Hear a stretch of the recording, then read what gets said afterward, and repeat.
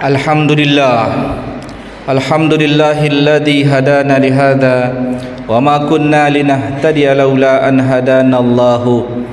Ashhadu an la ilaha illallah wahdahu la syarika lahu wa ashhadu anna Muhammadan abduhu wa rasuluhu la nabiyya ba'dahu. Allahumma salli wa sallim wa barik ala nabiyyina Muhammadin wa ala alihi wa sahbihi wa man walahu amma ba'du. Faya ibadallah usikum wa nafsi bitaqwallah faqad fazal muttaqun wa qala ta'ala fi kitabihil karim a'udzu billahi minasyaitonir rajim bismillahirrahmanirrahim ya ayyuhalladzina amanu taqullaha haqqa tuqatih wa la tamutunna illa wa antum muslimun. Jamaah salat Jumat sekalian, pertama sekali setiap khatib harus memanggil satu panggilan yang wajib kepada jamaahnya, bertakwalah kepada Allah. Bertakwa kepada Allah. Bertakwa artinya takut kepada Allah. Takut apanya dari Allah? Takut hukumannya, takut ancamannya.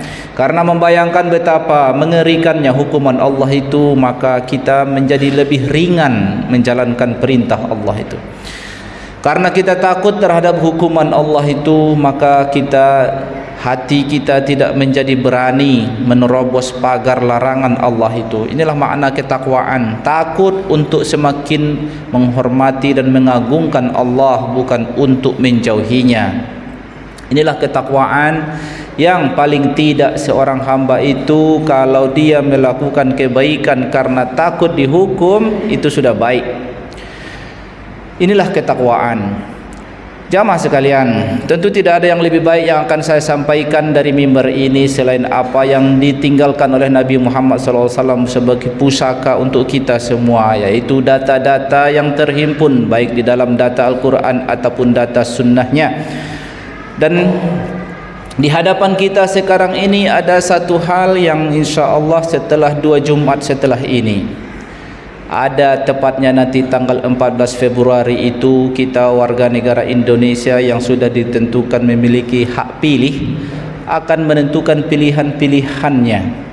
Yang mana yang akan ditentukan itu adalah urusan siapa yang akan menjadi kepala negara sekaligus kepala pemerintahan. Dan juga kita menentukan pilihan dan mengangkat orang-orang untuk menjadi wakil kita yang akan menentukan peraturan-peraturan yang nanti semua harus kita jalani bersama sebagai konstitusi di negara ini. Karena format negara ini format yang kita sepakati juga, sebuah format yang kita sebut dengan kedaulatan di tangan rakyat, maka rakyatlah yang menentukan pilihan. Daulat itu di tangan rakyat.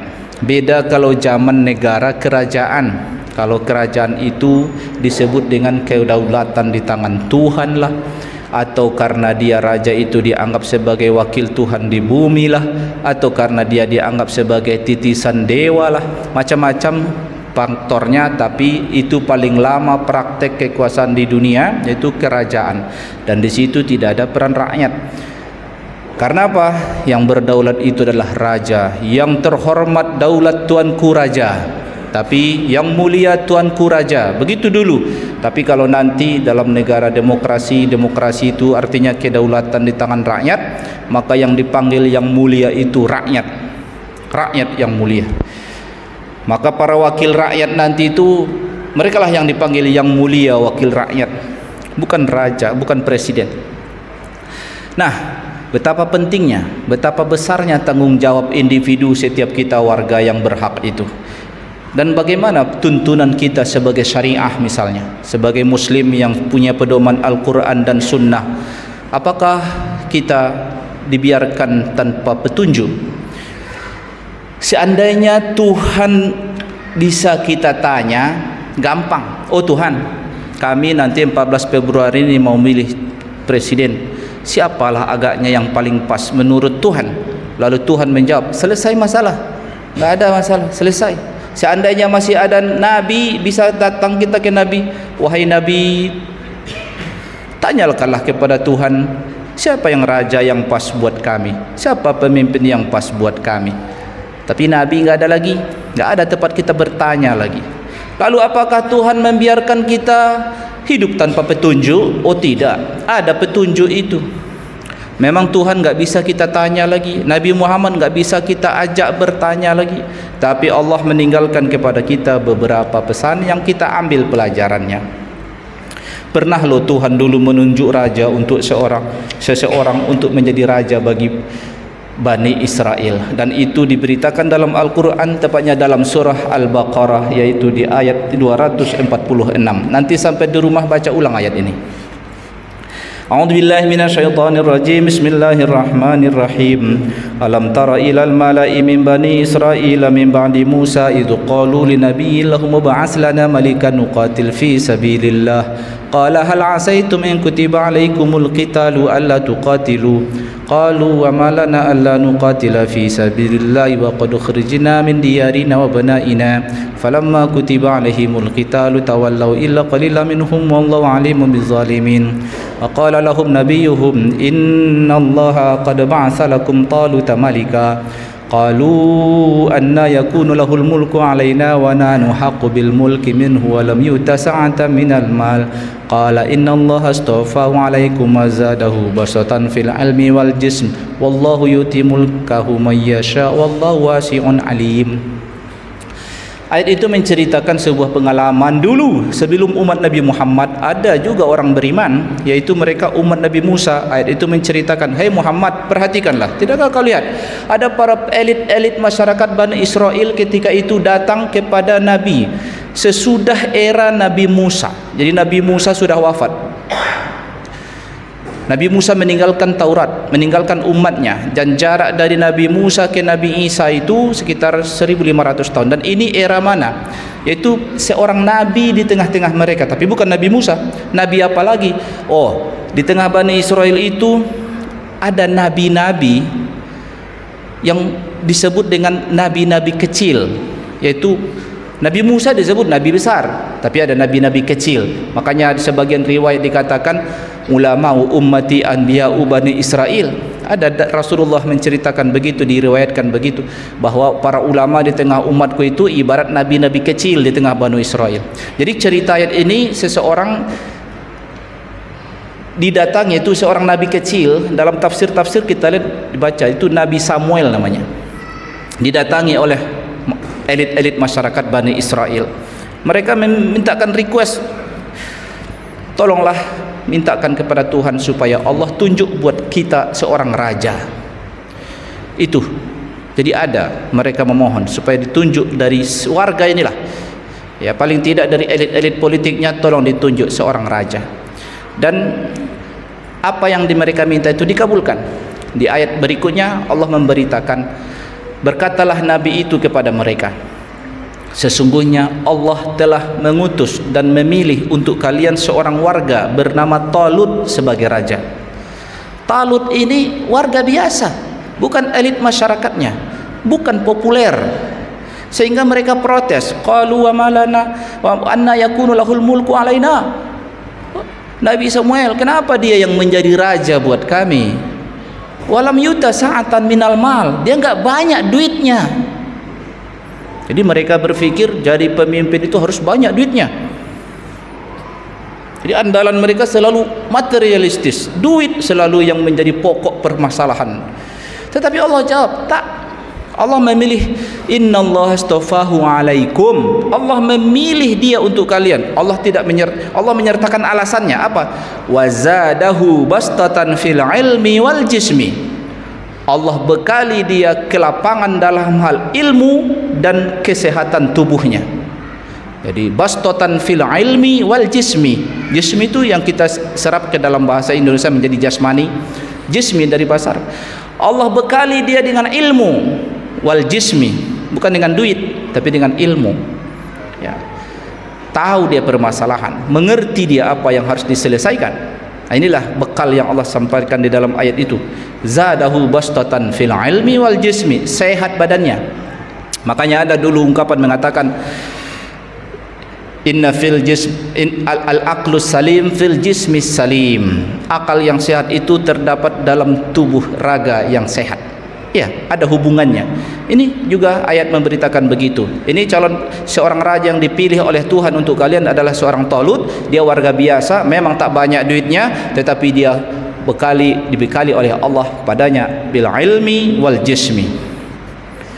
Data ayat ini, jadi kalau seandainya kita mengambil inspirasi dari ayat ini, sama juga bahwa satu hal yang sangat penting bagi warga kita, apalagi warga kita ini banyak sekali, 276 jutaan yang terus bertambah dan kepentingannya banyak, kebutuhan kita banyak, dan semua kita berhak untuk mendapatkan kesejahteraan. Maka memang perlu kita orang-orang yang memberikan kebijakan-kebijakan yang tentu untuk mengangkat harkat dan martabat kita, baik secara ekonomi, ya, apalagi kita terbebas dari ancaman-ancaman kemiskinan itu. Jadi betapa pentingnya urusan ini, urusan politik ini. Sehingga Ustadz, kenapa bicara politik ketika khutbah? Enggak ada masalah. Politik dengan agama itu nggak bisa dipisahkan. Kita sebagai umat Islam, seluruh bagian kehidupan kita ini dibicarakan dalam agama kita. Al-Quran itu memberi petunjuk buat kita segalanya, baik urusan ekonomi kita, bersosial kita, berkesehatan kita, berkeamanan kita, berhukum kita, semua, berkeadilan kita, semua diurus oleh Al-Quran. Dan adanya politik, temanya adalah untuk mendistribusikan keadilan seluruh perkara. Jadi ini tema yang penting dalam agama kita, karena tema politik adalah tema tentang mendistribusikan keadilan. Bagaimana orang ini mengerti haknya dan bagaimana dia supaya tidak terhalang dari haknya. Bagaimana para pembuat kebijakan itu tidak diskriminatif di hadapan orang-orang yang berhak itu. Inilah fungsi mereka. Ustaz, saya nggak ngerti mau milih siapa. Saya nggak kenal orang-orang itu, bukan sahabat saya. Hanya gambar-gambarnya saja yang bertebaran di tembir jalan. Terus bagaimana saya mengambil keputusan? Oh ya, pertanyaan yang sangat bagus sekali. Karena setiap ada kita mengambil keputusan, walaupun tak sampai 1 menit kita di ruang coblos itu, cuma menusukkan paku ke kertas itu, tapi kan pertanggungjawabannya individu itu di hadapan Allah itu, masing-masing kita di hadapan Allah. Atas dasar apa engkau menitipkan amanah ke orang itu? Atas dasar pertimbangan apa? Dan setiap kita bertanggung jawab di hadapan Allah atas itu. Oleh karena itu, ada anjuran juga dalam Al-Quran, fas'alu ahla dzikri in kuntum la ta'lamun. Tanya gurumu, tanya orang alim di antara kamu kalau kamu tidak tahu. Sama seperti tadi Banu Israel itu datang bertanya kepada nabi kecil di antara mereka. Tentu kalau di tengah kita umat Islam setelah Nabi Muhammad tidak ada nabi lagi, maka disebut dalam hadis Rasulullah itu yang diriwayatkan bahwa Rasulullah mengatakan para ulama di tengah umatku itu ibarat para nabi-nabi kecil di tengah Banu Israel dulu. Kenapa? Para ulama ini membimbing masyarakat bukan untuk kepentingan mereka, tapi kepentingan ummah. Jadi ulama itu tanggung jawab besar sekali. Selain tanggung jawab mengajari masyarakat tentang halal dan haram, ulama itu selain membimbingkan mereka tentang petunjuk Al-Quran dan Sunnah, juga para ulama itu mengawal kepentingan kehidupan dunia mereka terkait masalah kebijakan-kebijakan publik itu. Inilah pentingnya kehadiran para ulama di tengah masyarakat, dan itulah tanggung jawab para ulama, dan mereka harus bertanggung jawab menyampaikan amanah ini. Mereka arahkan masyarakat ini kepada yang terbaik buat bangsa ini. Inilah bertanya. Sama halnya kalau kita bertanya masalah urusan akhirat pun kita bertanya kepada guru, Ustadz, ini hukumnya apa, halal atau haram? Mana yang aku pilih? Aku mau bekerja di sini, bagaimana Ustadz, boleh nggak atau tidak boleh? Kita pakai itu jawabannya, kita jadikan sebagai petunjuk hidup kita. Sama urusan berpolitik juga sama. Urusan itu juga kita tanya kepada ulama. Paling tidak kita sudah mengamalkan perintah Allah, fas'alu ahla dzikri in kuntum la ta'lamun. Tanya ahli ilmu, tanya ulama kalau kalian tidak ngerti. Sudah selesai. Sama hal dalam urusan agama, kita tanya, ini membatalkan sholat atau membatalkan wudhu, kita tanya guru. Udah. Kita nggak banyak tahu, mungkin nggak bisa mengakses ayat Al-Quran, hadis, nggak tahu kita dalil, tapi kita menumpang pendapat kepada para ulama. Itulah gunanya para ulama hadir di tengah masyarakat, karena Allah menyuruh kita untuk bertanya kepada yang tahu. Mereka lah tempat kita bertanya. Nah, kita tanya mereka kemana arah yang mereka arahkan kepada kita, maka kita ikuti. Inilah paling tidak kita hidup menurut petunjuk Al-Quran. Selesai. Setelah itu kita pasrahkan kepada Allah Subhanahu wa taala. Nanti di akhirat kita akan ditanya. Jadi tersangka, jadi terdakwa kita semua nanti di akhirat. Akan diadili kita atas apa yang kita lakukan dan atas apa yang kita pilih dalam hal pemilu pun, itu perbuatan kita dan kita diminta pertanggungjawaban atas itu. Mudah-mudahan Intinya setiap kita harus merasa bertanggung jawab atas kegiatan nanti tanggal 14 Februari itu. Ini bukan masalah urusan pesta. Ini bukan pesta. Ini perkara yang serius. Urusan kita yang kita rencanakan, paling tidak apa yang kita rasakan nanti, distribusi keadilan itu setelah 5 tahun itu setelahnya. Mudah-mudahan Allah merahmati kita dan kita banyak-banyak berdoa. Ada doa yang diajarkan Rasulullah SAW dalam salah satu hadis, dikatakan wala tusallit alaina man la yakhafuka fina wala yarhamuna. Ya Allah, janganlah engkau jadikan pemimpin buat kami orang yang tak sayang, yang tak takut kepadamu dan tak sayang kepada kami. Ya Allah, jangan jadikan pemimpin untuk kami, jangan jadikan berkuasa untuk kami orang yang tak takut padamu dan tak sayang kepada kami. Inilah doa Rasulullah SAW. Barakallahu li wa lakum ya fi al-ayati wa zikril hakim, wa taqabbalallahu minni wa minkum tilawatahu wa astaghfiruhu innahu wal ghafurur rahim.